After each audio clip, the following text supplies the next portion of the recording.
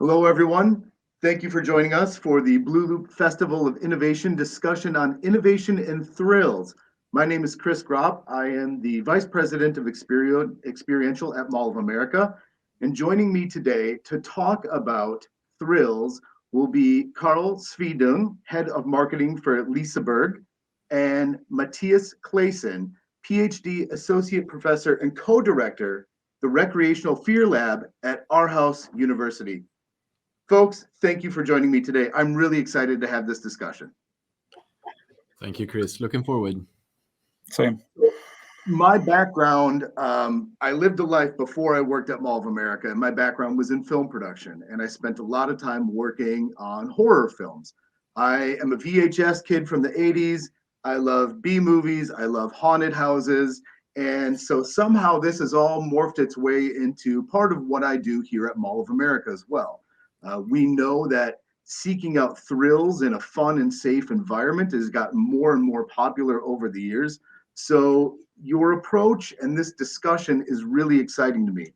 Part of it is a little bit like when you are a big attraction and you have so many different visitors there, how do you find that balance? So like for us at Mall of America, we have an IP partner, Nickelodeon, that is our theme park. So for that, it's a little bit more like Scooby-Doo level spooky.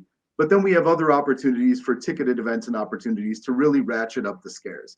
So I'm excited to talk to you. Karl, can you tell us a little bit about your approach to bringing scares and thrills into your attractions at Liseberg? Yeah, thank you, Chris. At Liseberg Park, we've been arranging Halloween season since 2015 now. And during this relatively short season, we add an amazing level of Halloween layer to the entire park with props, sound, lighting, specially designed Halloween experiences for all ages. But for those who dare, maybe the like teenagers and older, we offer a large selection of scary attractions. So then during this time of the year, we have 5 horror houses with different themes. My favorite, for instance, is the office space taken over by zombies. We call that house the Zombie. And the new house last year was the 7 Sins. Where the horror becomes a little bit more personal and pushing it to the extreme, exploring, pride, greed, wrath, envy, lust, gluttony, and sloth. So those, like, we have 5 horror houses, but we also have outdoor scary zones during Halloween season. So where our guests meet our actors and they interact in different ways. So we have hundreds of professional actors who work daily to scare our guests in different ways for all ages, both indoor and outdoors during the season. And we're also, like your background, Chris, we're also a little bit tapping into the scene of cinema now. So we opened a horror cinema screening shorts during the Halloween season. And there was also actually a full-length feature film recorded at Liseberg Park last year that premiered in Swedish cinemas all over the world, also distributed to 45 countries now. So we're also tapping into the world of cinema. But of course, in addition to the whole extra layer of Halloween and the horror houses, we have our attractions, other thrilling attractions in the park, such as the roller coasters and other attractions for all guests. But just to mention a bit of the Halloween themed part of it, that was just a few words. So you said you started this intentionally then in 2015 to really kind of lean into the Halloween season. Yeah. How have you seen the guests' approach evolve, or how has your approach evolved since 2015 to now, implementing those types of thrills into the park? Yeah, it's been extremely successful, huge interest, and nowadays, just after 8 years, it's one of the most popular seasons. So we have the summer season, we have the Christmas season. The summer season since 100 years, since we're celebrating 100 years as a theme park this year. The Christmas season since 25 years almost, and the Halloween season since 8 years. But the Halloween season turned up to be almost as much popular as the Christmas season. 300,000 guests during five weeks. So we're trying to evolve constantly and trying to improve our guest experiences with new horror experiences each year. That's amazing. And then, Matthias, your background fascinates me. What you're hearing so far, does that kind of match up with what you've seen? Tell us a little bit about your background, how you got into this, and what you're seeing in the industry. Yeah, so I approach this whole phenomenon from a kind of research perspective. My job really is to try to understand why people are attracted to scares and thrills, and also what its effects are. And so, along with my colleagues in the Recreational Fear Lab, which is a research center here at Aarhus University, we conduct a variety of studies to understand the social dynamics, the psychology, the physiology of playing with fear. And it's striking to me how that appetite for playing with fear, for watching scary movies or climbing onto roller coasters or doing Halloween related haunt stuff, it doesn't go away. If anything, it's the opposite. I mean, it's what Karl said. In Scandinavia, we've seen just an increase in the interest in Halloween, and horror movies are more popular than ever before. So for somebody who studies this stuff, it's a really good time to be alive. A lot of subject matter to dig Yep. into. Yep. So, how did this partnership for the Peak Fear experiment come about? Whose idea was this? Who reached out to who? And what was the handshake that said, let's figure out the best way to scare people? Together with our partners, we reached out to Matthias and his team and asked. So you can just tell. I can tell a little bit about the background from the project. So since we started this 8 years ago with the Halloween season, we always want to evolve, and I mean we would try to be leaders in the scary entertainment, at least on the Scandinavian scene. So then it's really important for us to explore this topic, to reach out and talk about it, and also to find deeper meaning. So we wanted to find like what is the balance between what is fun, what is not fun within entertainment fear, and how far can we go? So then the idea came up to team up with the experts. So we reached out and happily to go into collaboration with you at the Recreational Fear Lab, and then created this idea, the Peak Fear experiment. So then in September we went out and announced that we're looking for volunteers to face their worst fears during one night, and we didn't say more than that. So, and that was one big part of it, the unknown, not telling anything about what they were going to go through. But anyhow, it was like 1,600 applicants from 22 countries applying during this week. So we selected two, a woman from Sweden and a guy from Germany. And Vicky and Helge is their names. And they traveled to us in October, when also Matthias and Thomas came from Denmark. And then we took them to this secret location. We didn't tell them where it was going to be. And they were put on the equipment so that we could measure, so that you could measure like heart rate and stuff. And then we put them through this specially designed scary experiences that last for 1.5 hours individually with each one of them. So we had our actors going in, creating different scary situations for them for quite a long time if you compare it to a regular horror house. So 1.5 hours, driving them around also to different stations. And so we tried to create different experiences based on their fears. So when they applied, they had to say, "Oh, I'm most scared of the dark or the spiders." So we tried to arrange and design something that was tailored for them. And then they came back, and we had, during this experience, we had live cameras, so for us and for the media to follow, and it was really amazing to see how they went through everything through a camera. And one of them, Vicky, actually had to call out the safe word, screaming peak fear 3 times, because she wanted to just get out of it, because it was the claustrophobic part of it that was too tough for her. But then right after, she said, no, I want to continue. But it was so nice to see also afterwards that when they came out, they were really they felt brave and strong and proud that they'd gone through this, although they were really, really scared, much more scary than they thought it would be, they said. So yeah, after that, we analyzed the results. You did, Matthias, and put together this documentary and the reports together. So that was the project. I'm sure that's really interesting because there are different types of fear, right? Like if you would have driven them around for an hour and a half and then dropped them off at a high school dance and then said, go ahead, or like go do addition on a chalkboard or something, or go do your taxes in front of people. Like there's different types of fear, right? So I feel like in the theme park space and in themed entertainment, people, there's permission, there's an understanding, like we're going to do this, but it's all in the name of fun. We're not truly trying to permanently damage or scar anybody. So Matthias, in your approach to this, how did you and your team determine what it was that you were going to put in front of these volunteers to analyze what it was that really scared them? We didn't, because we're not in the business of scaring people. We're just in the business of measuring people's responses to being scared. The real experts are Karl's team. They know how to scare people. So we didn't have a hand in that part of the fun. We just measured. Okay, so then Karl, you and your team decide, was it based on the things that they said, or did you have like a preset group of things that you wanted to try because you knew they would work in an attraction?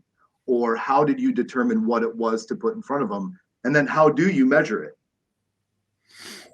Yeah, I think the measure part Matthias can answer, but yeah, we did create and design this with my colleagues that has like this 20 years of experiences scaring, of designing scaring experiences, and so we did base the design on their experience and also what they've seen when they've traveled the world to take in new inspiration on new scary attractions, trying to push the boundaries and try new stuff.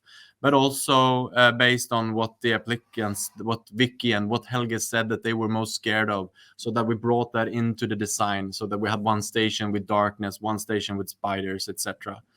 So that's how we designed it. So that was basically, you had mentioned that, but that was basically them admitting to you early in a forum or in a conversation, these are the things that scare me. And then you're like, all right, well, let's see how much they do scare you. Yeah, and that's they also told us before, I shouldn't have told you that I'm so scared of spiders. Now you're gonna scare the shit out of me with spiders. This is gonna be too tough for me. Yep, I would have been like rabbits and puppies. Yeah, really terrifying. No, so then Matthias, you and your team, how do you collaborate then on the measurement, and what do those results tell you? Right. So if you're interested in sort of emotional response, it's important to be aware that there are 3 ways in which you can measure emotion. And one is subjective. You can ask people, how afraid were you? Or how much joy are you feeling right now? And then they can give you an indication of their inner emotional state. So that's one dimension, that's subjective or phenomenological. Another dimension is physiological. So you can measure things like heart rate or skin conductance, how much are people sweating? And that's a fairly accurate measure of fear, because when somebody is afraid, they'll sweat. It's a similar thing when you're doing a lie detector test. You measure skin conductance. And then the third component or dimension is behavior, looking at people's behavior. You can look at facial expression. Do they widen their eyes or stretch out their lips? And so we decided to do all 3. We collected physiological data, we measured skin conductance and heart rate. We looked at behavior through body-mounted cameras, and we obtained subjective self-report. And what we were interested in was primarily the relationship between fear and enjoyment, because what seems to characterize a fun and meaningful experience with recreational fear is when you hit what we call the sweet spot of fear.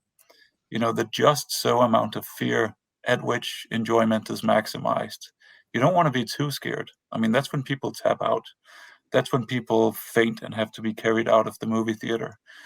But you also don't want to be not scared enough, because then it's boring. So there is a kind of, you can imagine almost a rainbow in a coordinate system with fear on the x-axis and enjoyment on the y-axis. Kind of like a rainbow, and at the top of the rainbow is the sweet spot of fear. And that's something we can actually measure. So how does that differ then, Karl, when you're doing this and you're getting a gauge, you're getting a baseline on two people, but presumably for many of your attractions, because you have to consider throughput as well. It's not like you can just put two people through at a time and let them go and experience it on their own. So now you're in the group. So how does that affect people's enjoyment or reaction to fear? And what kind of results or differentiations do you see in that approach to things? Because I think it is one of those things, like, fear does give way to fun. And while you might be measuring the fear of a couple people and understanding, okay, now we've got a baseline and we're going to put this in front of people, if you're in a group that is largely unaffected, as I've been in some before, because like you said, if it's not too scary, then it's a little boring, and now you're just going for a little stroll with your friends through a dark, boring haunted attraction. So you get some real-time feedback there too, and have the opportunity to adjust on the fly. Have you seen that as well? Have you needed to do that at all? Yeah, I think that's what our actors are doing every day, because they are very trained at reading the guests and their reactions, and then pushing it a little bit more, stepping it back a little bit, also communicating with each other within the house through radio. So yeah, safety is of course much important also for our staff. So that's also a reason, in order to be in contact with each other. Maybe there's something they need to know. Someone is maybe a little bit too scared or something. But yeah, in order to create the sweet spot, when it's scary enough to be fun, they're also trained to communicate and pushing it a little bit more. And that's also how we work during this day with Vicky and Helge on set. They're so experiencing reading the guests, so that they do that in order to push that limit. I'm telling you, if you don't have T-shirts that say "Sweet Spot of Fear" on them, you should make them. That is Yeah, a great tagline. That is a great piece. true. So, Matthias, when your team does this type of research, then, and you have collected all the data, do you ever go back and revisit it? Do you look to do these things again? Because as guests get used to these types of things, do we expect habits to change? Do we expect some of these things to change because maybe there's a tolerance or an expectation? Is it worth revisiting and seeing if what we put in front of folks before will still work down the road? Yeah, for sure. I mean, that's the kind of study we call longitudinal studies, where you follow somebody and expose them to the same stimulus and then look at differences in response.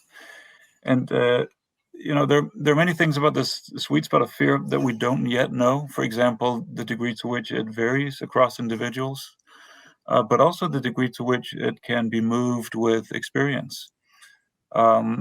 But just speaking anecdotally, my own sweet spot has certainly moved over the past 10 years or so. Things that would kill me with a heart attack 10 years ago don't affect me as much anymore. And it stands to reason. We know it from many other domains of life. Like, if you develop a taste for Mexican food, you might over time increase the amount of hot pepper you need to get the kick that you're looking for. So it's a matter of habituation, of getting used to a stimulus and then requiring a slightly stronger stimulus to reach that level of enjoyment that you're looking for. So yeah, it does seem to be the case that people change, and that will be one reason for kind of revisiting, going back and looking at the same people after a period of time or an amount of exposure. Do you think, Karl, your two subjects would be willing to revisit this peak fear experiment down the road? I'm sure they're so enthusiastic, and they actually came back together a few weeks ago, in the end of the Halloween season, to go through all the horror houses and meet up with our team, and that was great to see. So I'm sure they would come if we invited them, and try to do this in a few years. That'd be fun. But it is interesting what you mentioned too. We see it a lot in the industry. We see a lot of adjectives thrown around, like world's tallest, world's fastest. And that is, that type of exhilaration, in some cases fear, that leads and gives way to fun. But those are huge investments.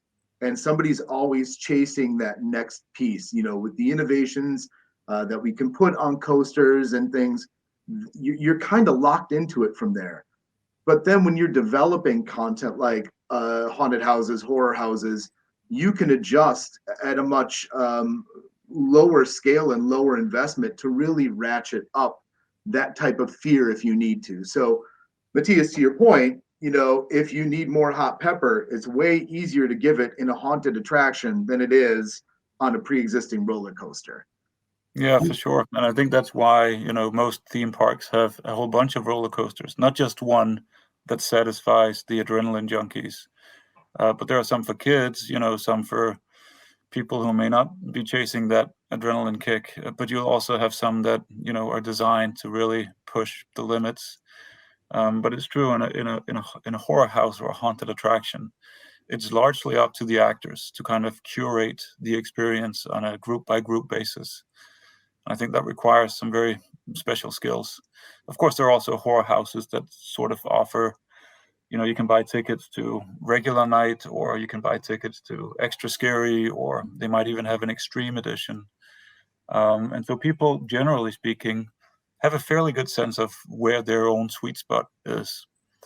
And so they might, purposefully look for experiences that seem to match their sweet spot.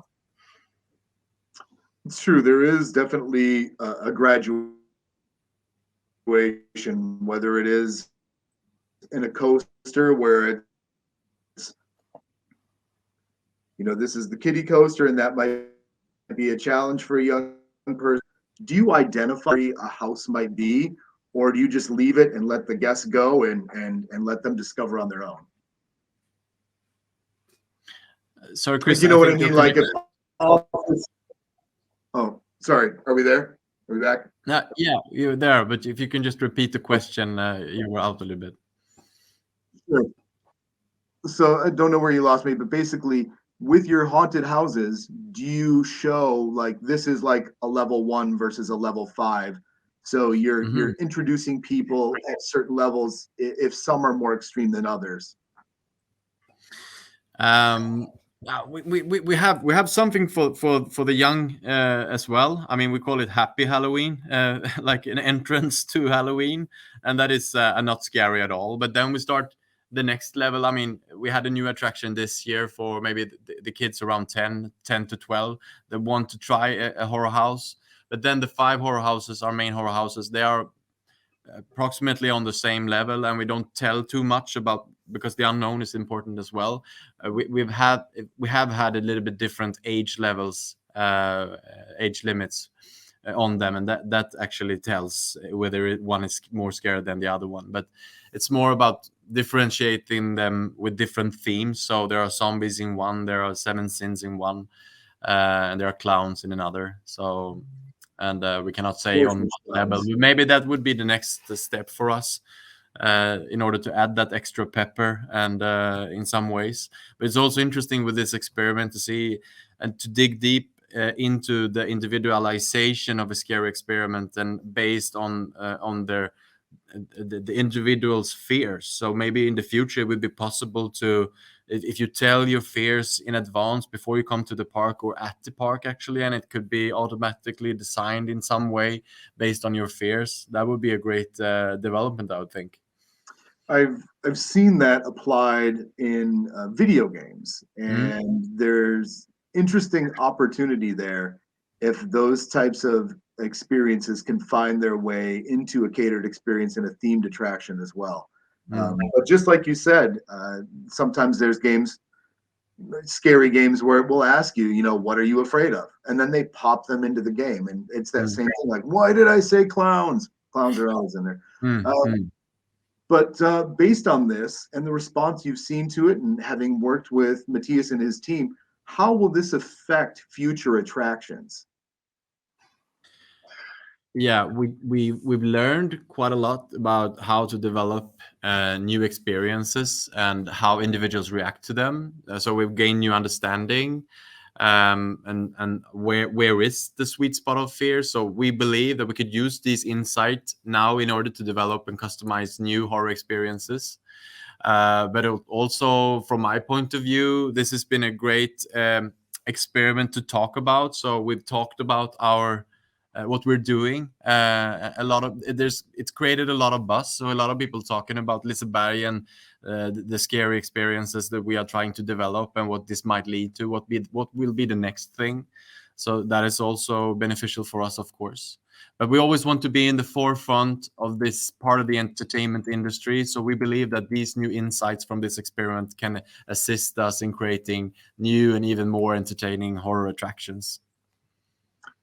And Mathias, then where do you see this research heading next as people's appetites change, as their tolerances change? Where do you see this research taking you and your team?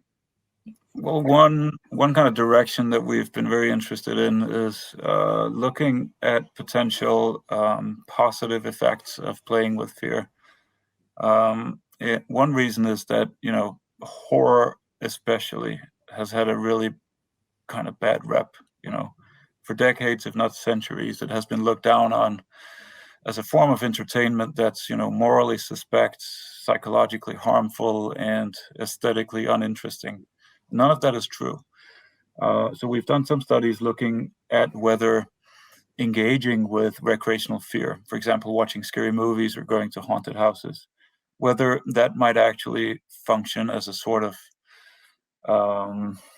fear vaccine, essentially, a kind of inoculation, where you get a little shot of fear and stress and anxiety and dread, but in a fun and safe context. And then whether that little shot allows you to build a kind of tolerance toward real world stress.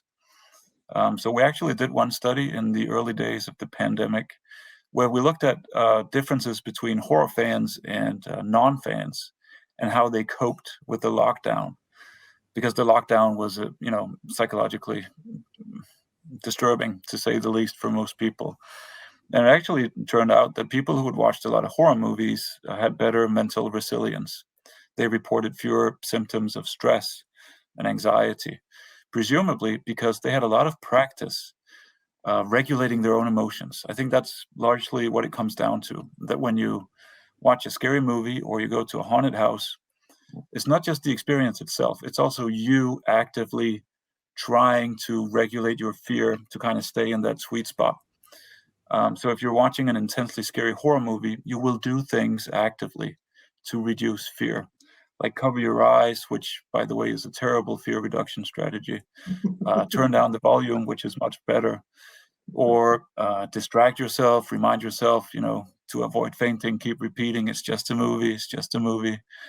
And those fear regulation strategies are effective not only when you're watching a scary movie, but also if you're facing, public speaking or a job interview or a date.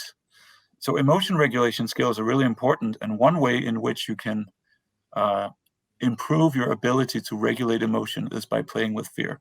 So that's one direction that we're really interested in, and that would be a counter to the narrative that horror is bad for you, when in fact it seems to be also good for you. So first off, you hear that, Mom? See, it's been good for me all these years. It wasn't anything to be scared of. No, but you're right. Look, there is a stigma attached to it. And I wonder if part of, the generations that were told you can't consume this media, don't watch it, it's bad for you. To that point, the pandemic was a lightning rod to find out how people can deal with certain things. And I've kind of joked about it now in the hindsight, but like I truly feel like the media I consumed did prepare me for that.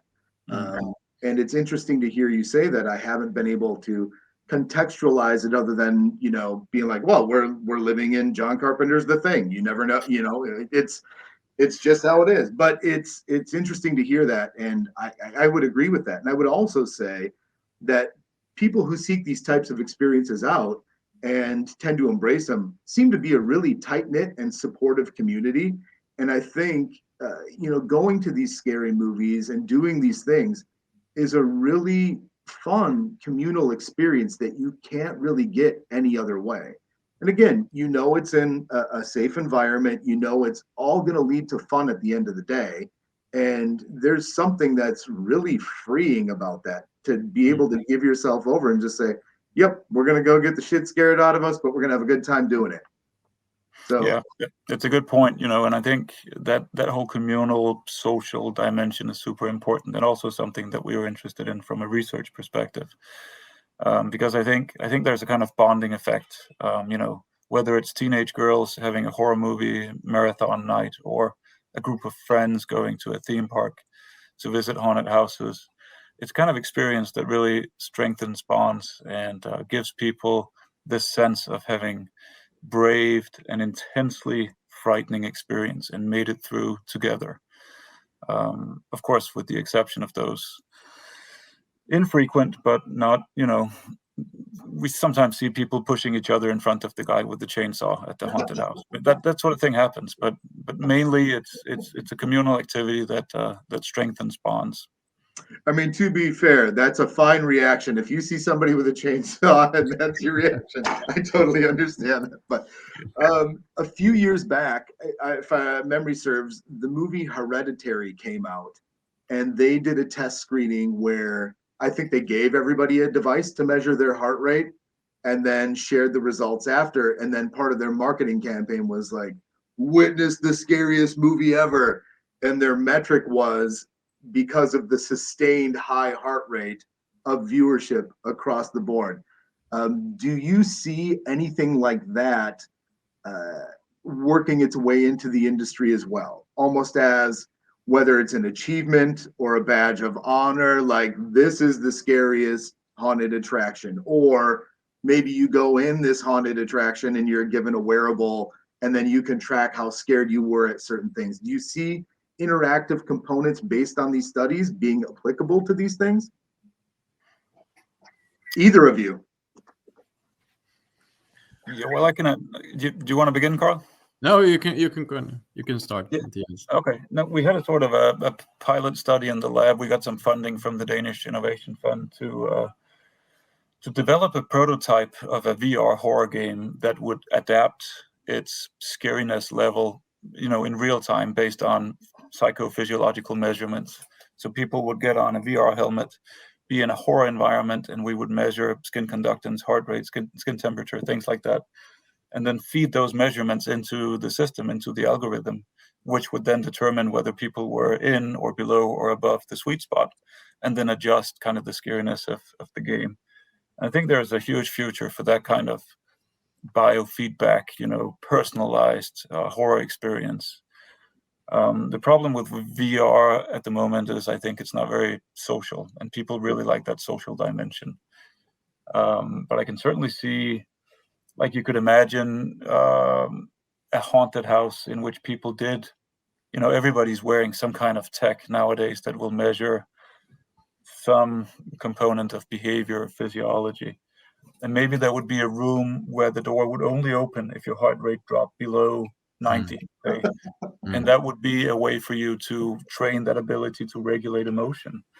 So you could certainly harness this kind of tech and what we now know about fear responses and the importance of emotion regulation, and use it actively in a horror experience. That'd be great. Karl, any thoughts? I think this is exactly what we want to get out of this project, to find new insights and see how we can develop even further. So we've already been into that maybe we could individualize it somehow. Maybe we should, like you say, print those T-shirts and actually call our next attraction the sweet spot of fear, or the peak fear experience, or something like that, when we have this kind of technique to measure and then find out and get some rewards if you're getting out of it in some way. So it's interesting future to come.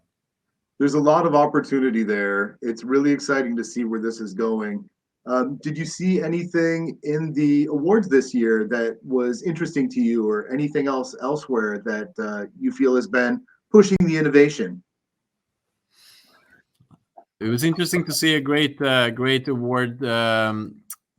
Different projects in the award. What I thought was nice to see, connected to Halloween, was the freak show of Six Flags over Texas, where there seems to have arranged a fantastic horror story-driven musical with dancers and different characters, and they're talking about it like they're designing this show with the elements of a roller coaster, trying to starting in the unknown and then pushing some surprise and taking left, taking right. That kind of design of a big show like a Broadway musical. That affects. I thought it was really nice. I agree, and I think leaning into the freak show aspect right away gives you a lot of permission just to have fun and be wildly creative with it. I really like that too. Yeah, I also like a bit connected to this we're talking about now about bringing in the technique, but that was something totally different from scary experiences. But it was called Beat the Storm. So you could discover the force of wind. You go in there and then you can select different levels. So in that way, tailored for your age, maybe you can have the wind, but you can then have the storm and then even the hurricane, and to realize incredible forces of nature in a safe environment again. So that was also an interesting part. Crazy. And again, also kind of what we're talking about kind of leads to that I was able to achieve X, so now you can compare and almost gamify it against your friends and family as well, which then brings that group component into an individualized experience. But yeah, very interesting. Very interesting. Well, any parting thoughts before we reveal the awards? Or I feel like we covered a lot here in our short time together, but it's all really exciting. And I love bringing the scientific approach into it and then putting it in front of guests and being able to see them react to real time to these things. I just think what you did was really fun. And I look forward to more from both of you and seeing where this goes. Thank you very much. All right. Well, thank you all for joining us. Really appreciate your time. Thanks for attending the Blooloop Festival of Innovation. And here we are with the awards for innovation and thrills.